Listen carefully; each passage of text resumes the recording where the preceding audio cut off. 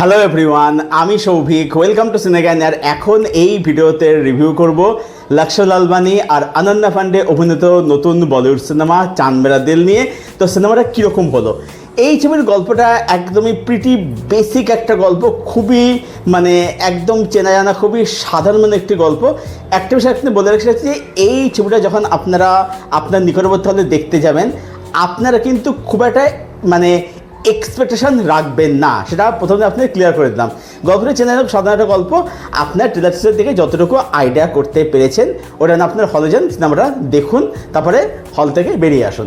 সিনেমার মধ্যে কী ভালো খারাপ লাগলো? আমার কাছে আমার জন্য কিছু ভালো দিক রয়েছে এবং কিছু খারাপ দিক রয়েছে। কি ভালো দিক কী রয়েছে? প্রথম কথা হচ্ছে যে এখানে দুজনে কিন্তু কেমিস্ট্রি বলতে, যে পার্সোনালি আমার কিন্তু ভালোই লেগেছে, মন্দ লাগেনি। এবং এখানে তার সঙ্গে কিন্তু এখানে পারফরমেন্স কিন্তু ভালো। লাক্সা তো এমনি ভালো অ্যাক্টিং করেই, সে ভালো কাজ এখানে করেছে। বাট সারপ্রাইজিংলি অনন্যা পান্ডে, সেও কিন্তু এখানে কিন্তু অভিনেত্রী হিসেবে গ্রো করেছে, ইমপ্রুভ করেছে। বলা যায় সে কিন্তু অভিনয় শিখে, তার কাজে আমার কিন্তু এখানে যথেষ্ট ইমপ্রেসিভ লেগেছে। এছাড়া সাপোর্টিং পারফরমেন্স তাদের যারা রয়েছে তাদেরকে বলবো যে ভালো কাজ করেছে।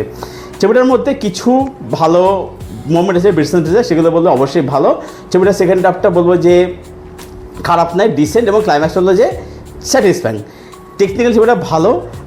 এর কালার কাজ বলুন, ক্যামেরার কাজ বলুন, তারপর যে ছবির গান, বিজিএম, সেগুলো বলবো যে খারাপ, সেগুলো মোমেন্টগুলো কিন্তু ভালো করে এনহ্যান্স করতে পারে ছবির মধ্যে।